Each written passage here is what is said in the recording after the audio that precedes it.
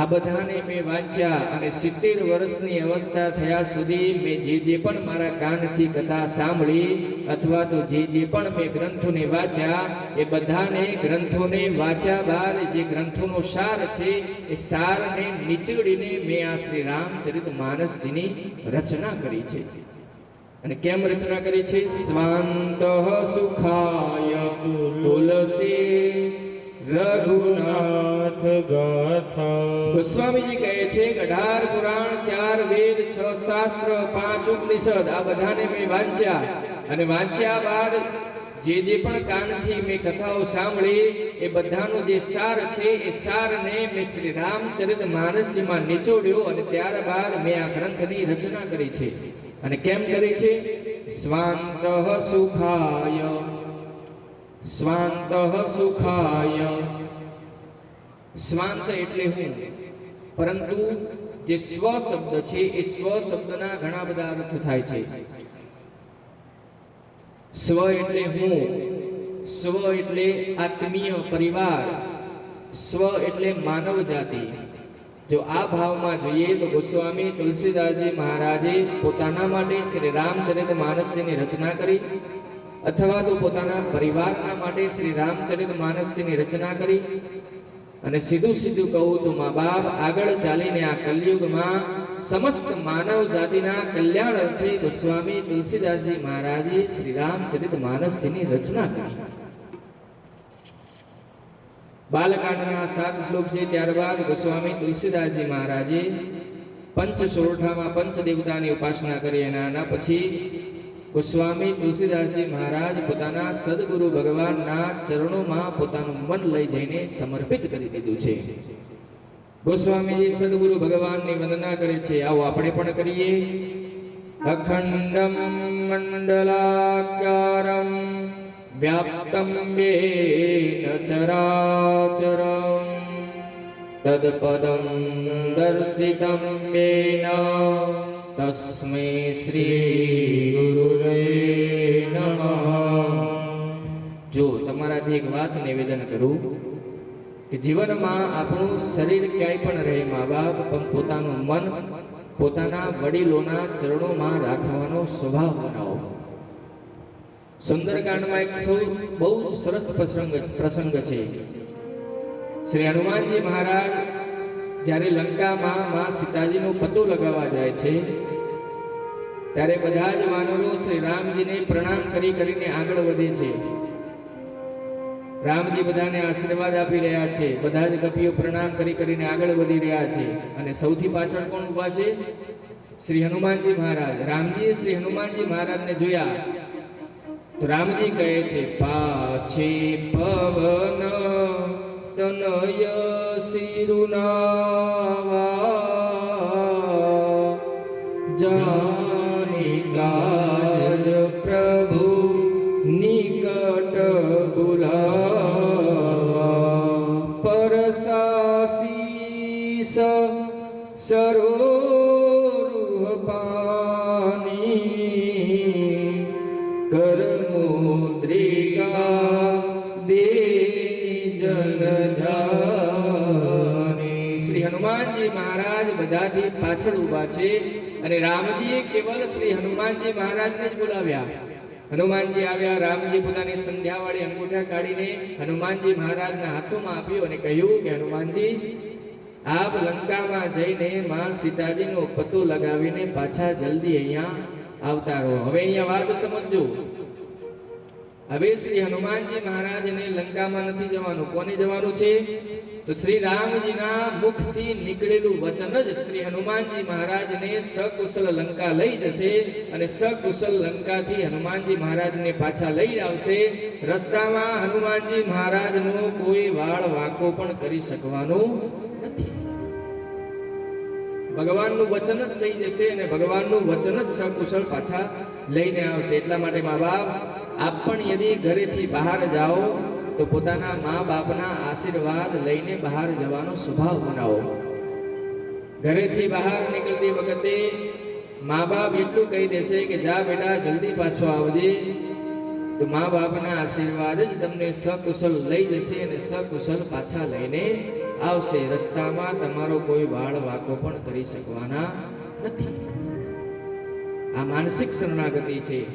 ગોસ્વામી તુલસીદાસજી મહારાજે, અને તમે માનસજીને વાંચજો, શ્રી ગોસ્વામી તુલસીદાસજી મહારાજ શ્રી રામચરિત માનસજીની કથામાં વારંવાર સદગુરુ ભગવાનને વંદન કરે છે, વારંવાર વંદન કરે છે. અયોધ્યા કાંડનો પ્રારંભ જ ગુરુ વંદનાથી કરે છે. શ્રી ગુરુ ચરણ સરોજ રજ નિજ મન મુકુર સુધારે બરનૌ રઘુબર બિમલ જસુ જોદાયક ફલચારી. આપ માનસજીને વાંચજો. શ્રી ગોસ્વામી તુલસીદાસજી મહારાજ આ જ પ્રકારે વારંવાર સદગુરુ ભગવાનને ચરણોમાં પોતાનું મન લઈ જઈને મૂકે છે અને વારંવાર સદગુરુ ભગવાનનું સ્મરણ કરે છે. એટલા માટે મા બાપ, આપ ક્યાંય પણ રહો, ઘરમાં રહો, બહાર રહો, ગાડીમાં રહો, સિટીમાં રહો, ગામડામાં રહો, ક્યાંય પણ રહો, પણ પોતાનું મન પોતાના શ્રેષ્ઠના ચરણોમાં, પોતાના ગુરુદેવના ચરણોમાં લગાવવાનો સ્વભાવ બનાવો. અને જ્યારે તમારું મન સદગુરુ ભગવાનના ચરણમાં લાગી જશે તો મંગલ ભવન અમંગલહારી દ્રવહુ દશરથ અજીર વિહારી. પોતાના શ્રેષ્ઠના, પોતાના વડીલોના ચરણોમાં પોતાનું મન રાખવાનો સ્વભાવ બનાવો.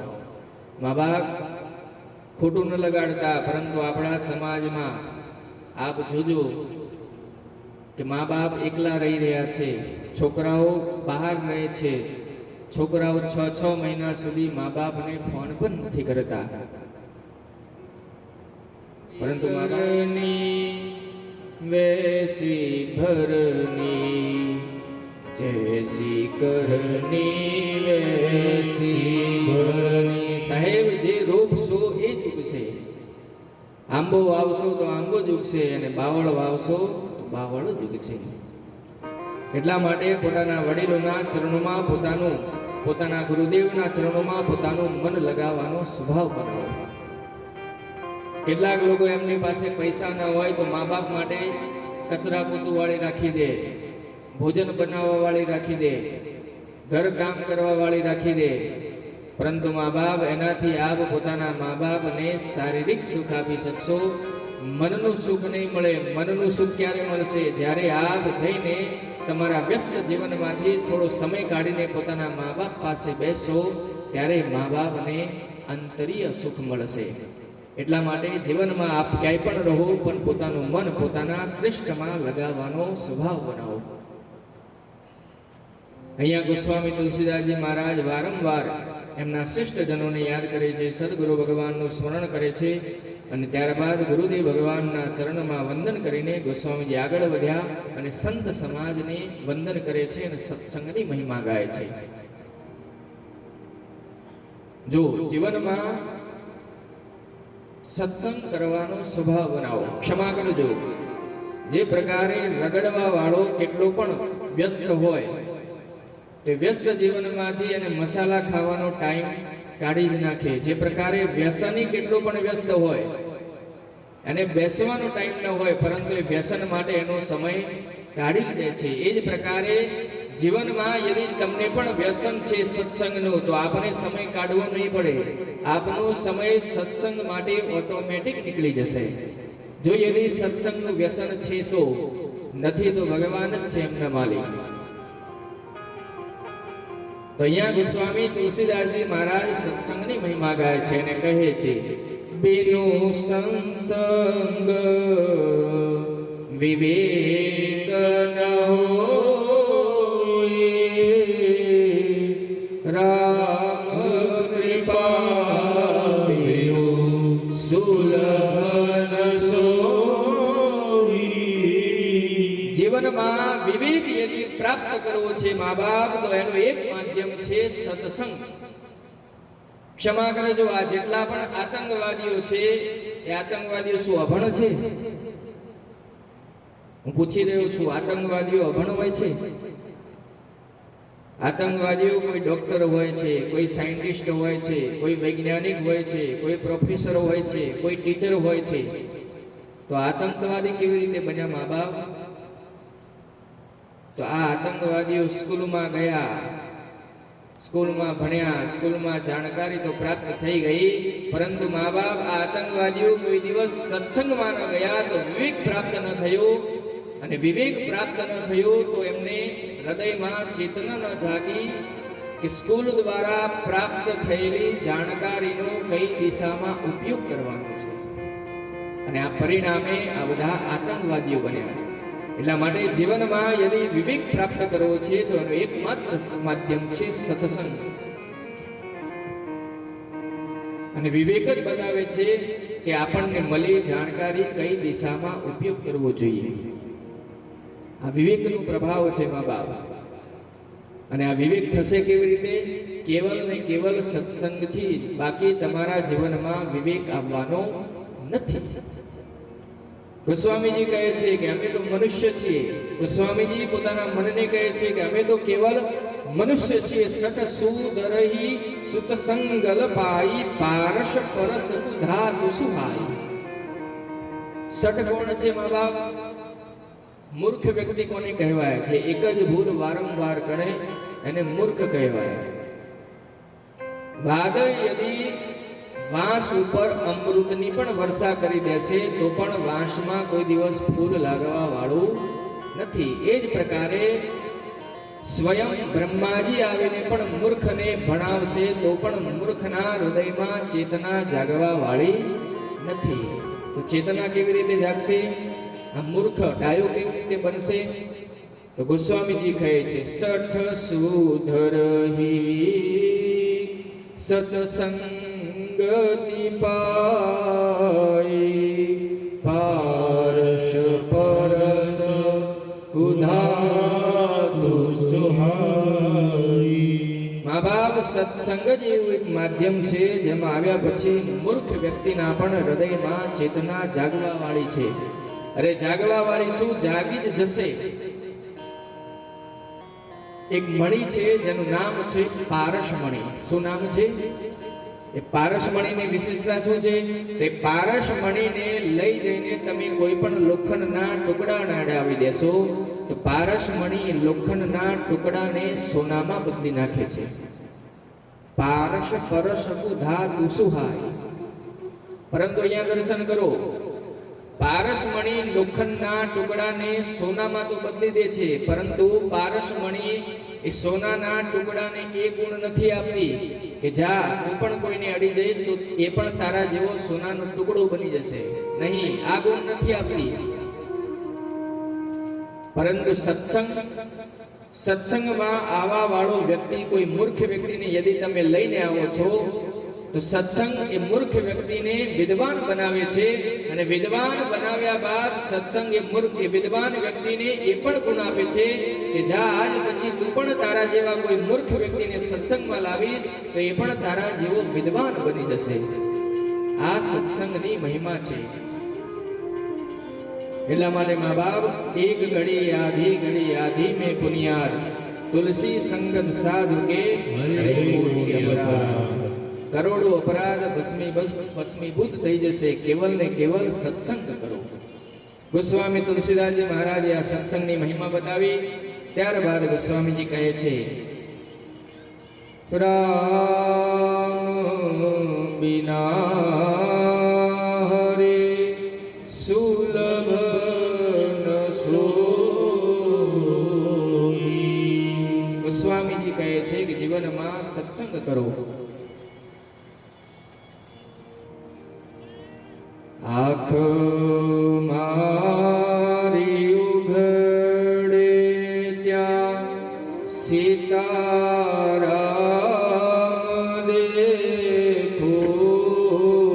આંખ મારી ઉઘડે ત્યાં સીતારામ દેખું. ધન્ય મારું જીવન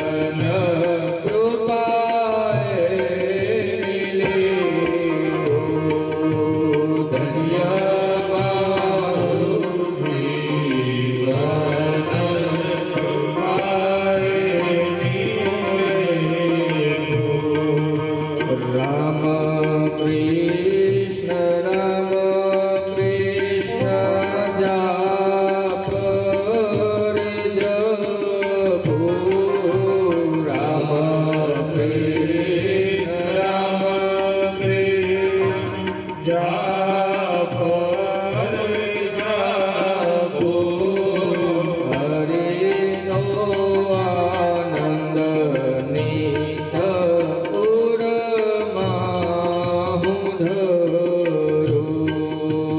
હરિનો આનંદ નિત પુર મારે ધર હરિ બોલ.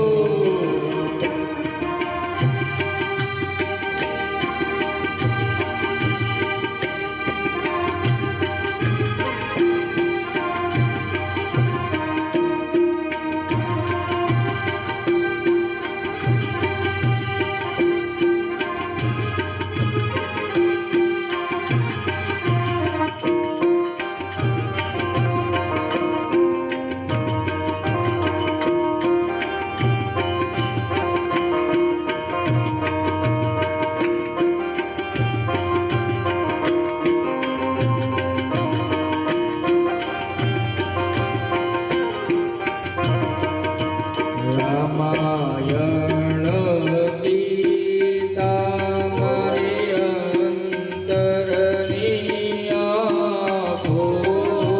રામાયણ ગીતા મારી અંતરની આંખો. હરિએ દીધી છે ને ઉડવાની પાખો. હરિએ દીધી છે ને ઉડવાની પાખો.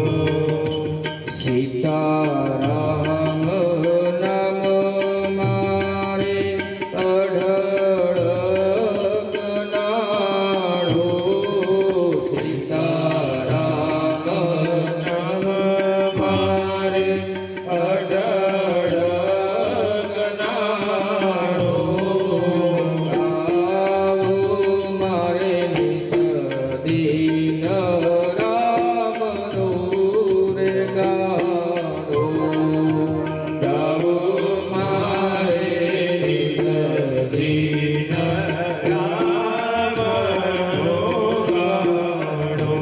ઈ આંખ મારી ઉગડે ત્યાં સીતારામ દેખો. આંખ મારી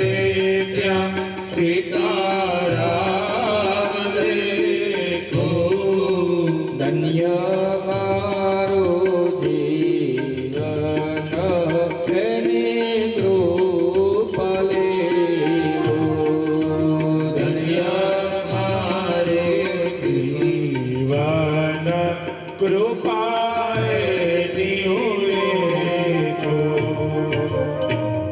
જીવનમાં સત્સંગ કરવાનો સ્વભાવ બનાવો.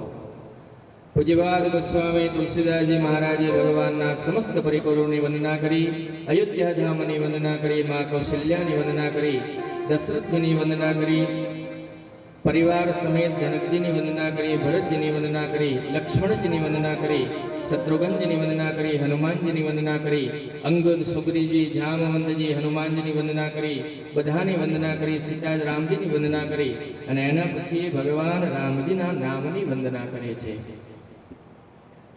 અને વંદના કર્યા પછી ગોસ્વામી તુલસીદાસજી મહારાજ આ કથાને લઈને તીર્થરાજ પ્રયાગ ગયા છે. તીર્થરાજ પ્રયાગમાં શું કથા થઈ, કઈ કથા થઈ, આપણે કાળના સત્રમાં શ્રવણ કરીશું. આજના સત્રમાં વિશ્રામ આપીશું. કાલે આપણે બધા શિવ વિવાહમાં ઉપસ્થિત થઈશું. કાલે આપણે ભગવાન શંકરજી તથા મા ઉમિયાનો વિવાહ કરીશું. ત્યાર સુધી હરે રામ રામ રામ હરે રામ રામ રામ હરે રામ રામ રામ હરે રામ રામ રામ હરે રામ રામ રામ હરે રામ રામ રામ હરે રામ રામ રામ હરે રામ રામ રામ હરે રામ રામ રામ હરે રામ રામ રામ હરે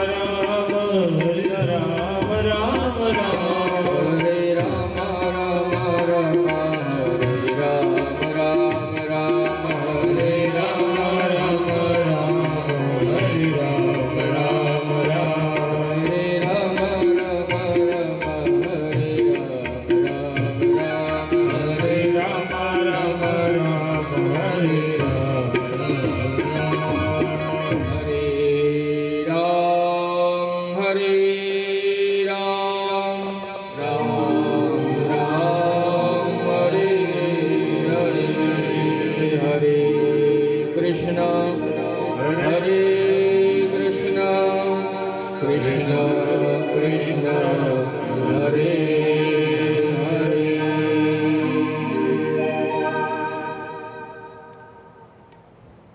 બોલો શ્રી રામચંદ્ર ભગવાન કી જય. ગુરુ શ્રી રાઘવાનંદ મહારાજ કી જય. શ્રી ઉમિયા માત કી જય. આજના મુખ્ય દાતા પટેલ ભોગીભાઈ ગણેશભાઈ હતા અને આજના દૈનિક દાતા કાનજીભાઈ નરસિંહભાઈ લોગા હતા. હવે આવતીકાલના દૈનિક દાતાની આપણે ઉછામણી કરવાની છે. ઉમિયાની વિવાહની કથામાં આપણે પ્રવેશ કરીશું. તો કાલે આપણે ભગવાન શંકરજી તથા મા ઉમિયાના વિવાહની કથા શ્રવણ કરીશું. એના માટે ભગુ કાકા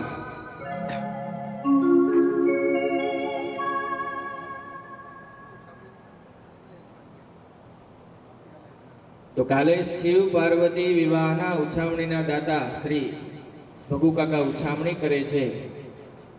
જે પણ ભાવિ ભક્તોને લાભ લેવો હોય એ અવસર પ્રાપ્ત કરી શકે છે.